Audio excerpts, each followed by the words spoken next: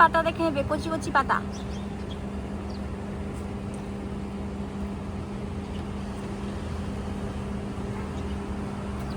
শোনা, বড় আর কচি দেখে নাও, বড় আর কচি দেখে নাও। বেল থাকলে দেখো তো। এই যে এখানে আমার সব কিছু জোগাড় হয়ে গেছে, যতটুকু আমি পেরেছি। কালকে এই যে সাদা ফুলগুলো নিয়েছিলাম, আকন্দ ফুলের মালা নিয়েছিলাম, গাছের এই ফুলগুলো, অ্যান্ড দেন বেলপাতা এইমাত্র তো তোমরা দেখলেই নিয়ে এসেছি।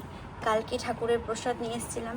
আর এখানে এগুলো মাজা ঘষা করে, ধূপ, তারপরে হচ্ছে কাপড়, এখানেও সলতে ভরে তেল ঢেলে জোগাড় করে নিয়েছি, জল রেখে দিয়েছি।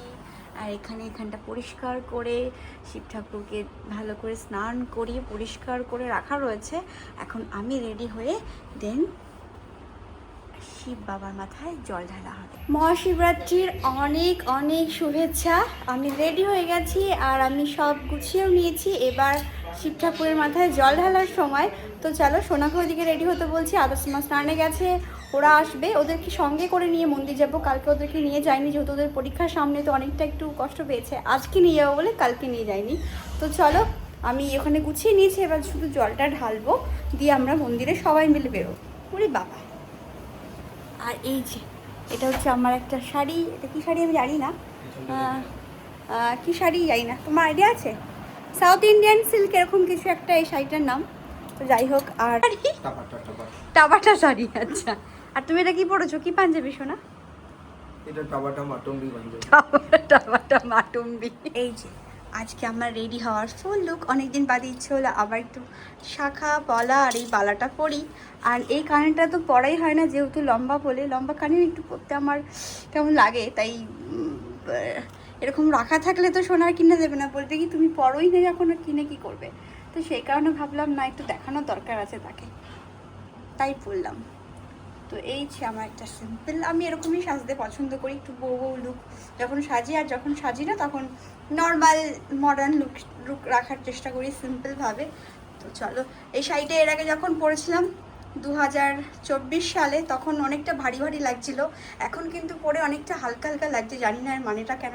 তুমি বলতে পারবে এর মানেটা কেন, কেন এত হালকা হালকা লাগছে শাড়িটা? হালকা তুমি রোগা হয়েছো তাই। ও, তাহলে তুমি সত্যি মানেটা বললে।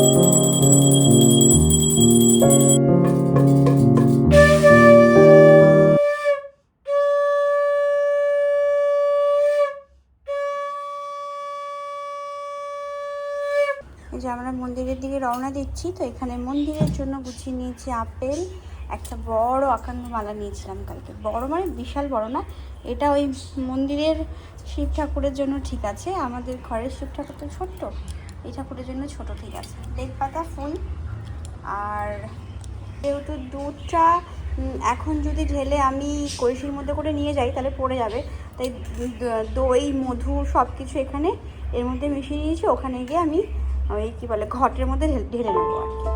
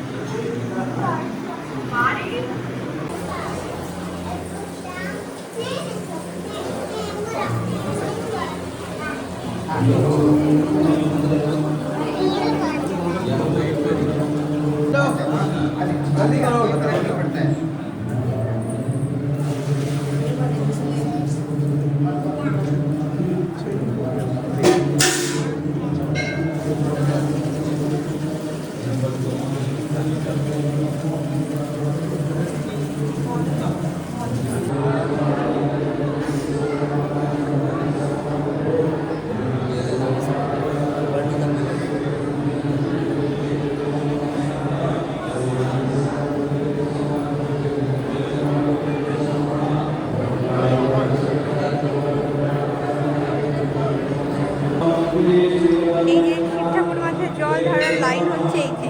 আর আমরা যখন এলাম তখন অনেকটাই ফাঁকা ছিল, এখন অনেকটাই প্রায় লাইন হয়ে গেছে। আর এখানে প্রসাদ, যে যার মতন প্রসাদ নিতে পারে।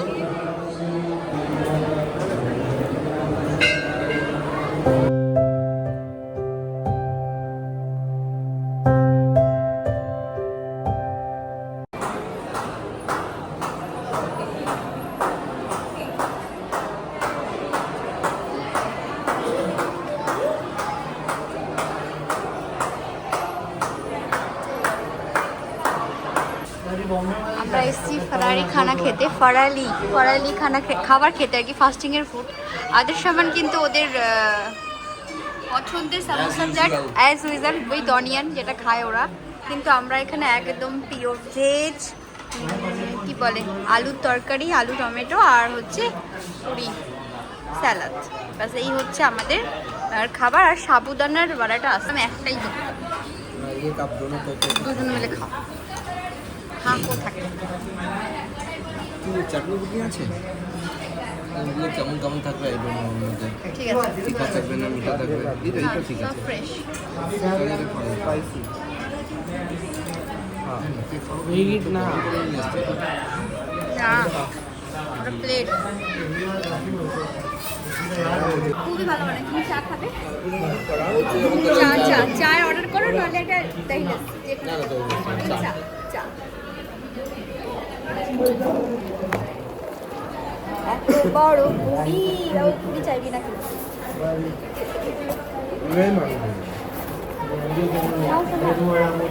যেটা আসুক। আসুক, নো প্রবলেম, আসতে থাকবে। খেতে থাকে। আমার তো মনে হয় এটা খুব ট্রেনে চাপা আর খেতে খেতে যাও।